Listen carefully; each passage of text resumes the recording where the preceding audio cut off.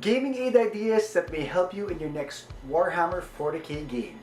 This video is for people who are new into playing the Warhammer 40k tabletop game, as well as people who are forgetful like me, people who find that there are just too many things to hold on to during an actual game on the tabletop. And for people who are very particular about not damaging the cards or data cards or core manual books that we've invested so much hobby dollars on. This is Louis of Louis Loves Minis, and you're watching a show called Hobby MoPro, the show where we talk motivation and productivity in a miniature and scale hobby.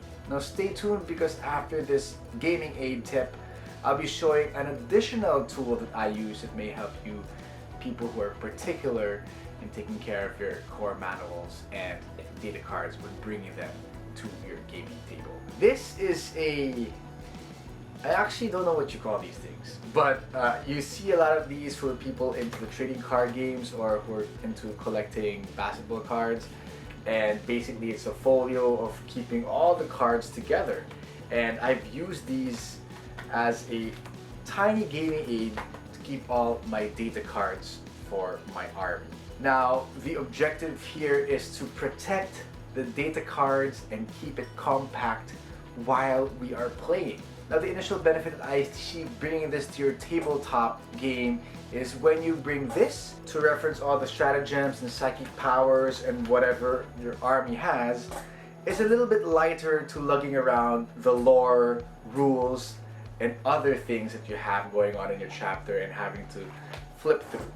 Now, yes, of course, Games Workshop did do a good job in marking the edge of the pages so you know where to go if you need to go to your different disciplines. But I will have to admit, it is still a big book to lug around in the gaming table. And if you're like me, I'm very particular about how I take care of these things, and as much as possible, I don't want to bring this out and have it, the risk of it getting damaged or people holding it or the pages getting torn. When I have something like this, on the other hand, it's covered in plastic, it's easy to flip around, and I can flip around it as much as I can without worrying about damaging the cards. When you lug it next to your table or next to your army or on the tabletop itself, flipping through the pages, you'll get to already see everything you need to see on the different types of segments or different data cards you need at a glance. That way you won't need to flip through pages, you won't need to fumble through all the different rule books that you'll have, and I don't need to juggle around the other rule books that may be surrounding me in the gaming table. What I used to do before 9th Ed was to have all my data cards in a deck box like this. For you Magic the Gathering players, you know what I'm talking about. I even put like a little silicone gel inside just so that everything stays safe. Now, I'm very particular about how I take care of my cards, so these are double sleeved. Or the reason why I would subscribe to this during 8th Ed was because when you would use data cards like these, shuffling them and picking it from the deck blindly is more common, because that's how we drew our objectives when we play. As you may already know, objectives can now be picked from the core manual, and there's no need to have a shuffling mechanic. So when you buy data cards for 9th Ed, the only use or the best way I see to use stratagems and your data cards is not in a deck format, but rather in a compact album format that you can lug around, flip, and not worry about damaging these expensive cards. So the benefit of being able to see everything at a glance is obvious, and the fact that I can flip faster nonchalantly without worrying about damaging my cards and merchandise is a second benefit. But the real benefit here is the fact that you can customize the order of where you put your cards. Unlike on the core rule book or your supplements or codexes, they are stuck on the page that you want. But what if you have a specific build or a specific loadout? You could rearrange the cards and save them in a specific page. So when you're playing for a specific army, you may only be using 5, 6, 8 stratagems and a few rules, and then have them all displayed in one page as you are playing. So you minimize the time you are flipping through as you're rolling dice and moving models on the table.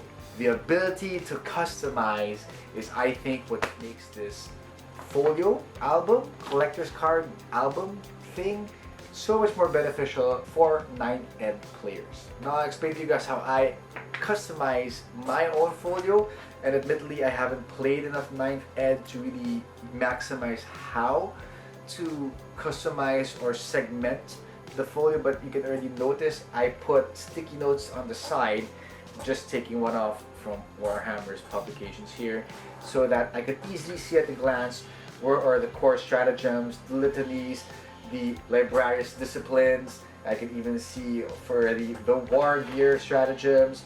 I could just hold on to a post-it, flip it, and I'm already in the epic deed stratagems.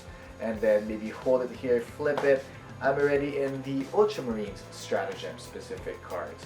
And it's a lot faster and a lot safer than, you know, flipping through an expensive core book that you've just purchased. So how I customized it is basically just to get familiar with the rules. I have all of them categorized according to the type of stratagem they are. So it's the cores, the litanies, the disciplines, the war gears, the epic deeds, the battle tactics, etc., etc. But down the line, when I do get more familiar with the type of stratagems I will use, I plan to have a little loadout page. So I'm saving this for loadout 1, and this loadout might be my hotkeys, so to speak, or hot stratagems that I normally use, and it'll all just be in this section here. So when I'm ready to play a game, I just go through my loadout 1 and I can see all the hot stratagems I have. Of course, as a Space Marine player, I have the doctrines here as well, to serve as a reminder for me of what doctrine my army currently is. And when I switch the doctrine, I just get the doctrine card, flip it, and we're already in assault doctrine. And then we hide the devastator doctrine, and we're there.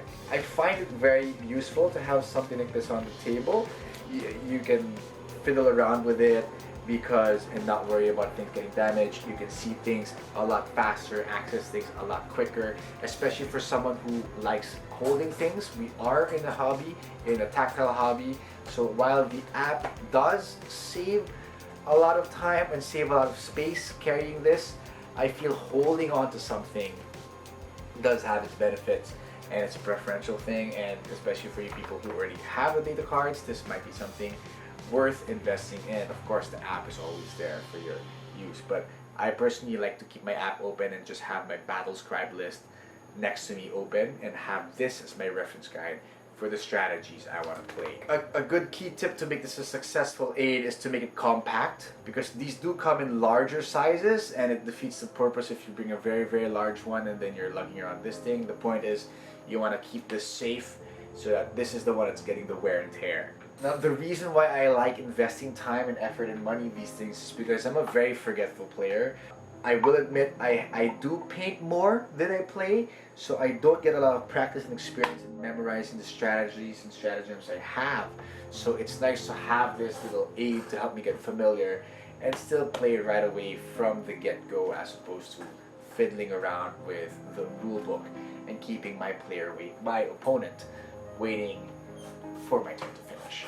Now, I did mention a special tip or additional bonus gaming aid for you guys, but before I go on, I would like to remind you to subscribe to my channel. You may be watching and you may be enjoying, or you may not, but it does help me a long way if you just click that little bell button and that little red button below, and even that thumbs up button, because it's only 3 clicks. It's the best way you can help a guy out like me and hopefully make my time online worth it for you guys, because I do get fulfilled when I get to share the unique ideas that I feel like the rest of the world should know. And it does help me knowing that you guys find genuine value in this. So if you think the ideas that you find in this video and or on my channel quite useful to people, do subscribe, do let people know about it. It goes a long way. Now to the bonus tip, and this is for people who are very particular with taking care of their codexes when they lug them around to their hobby areas or gaming tournaments or gaming clubs, is to use a laptop bag. So this is a I don't know what man. For a guy who's suggesting gaming stuff, I don't know what they're called, but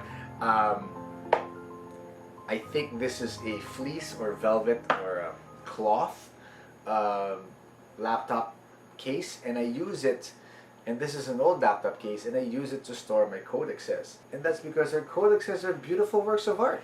not just for Warhammer, but for a lot of our games. There's filled with a lot of art, a lot of lore, and we do feel the necessity to really bring them around just in case we really have to cite from the actual book, from the actual authors. And as you know, as beautiful these pages are, we want to preserve them. I want to preserve them. Oh, that looks really great.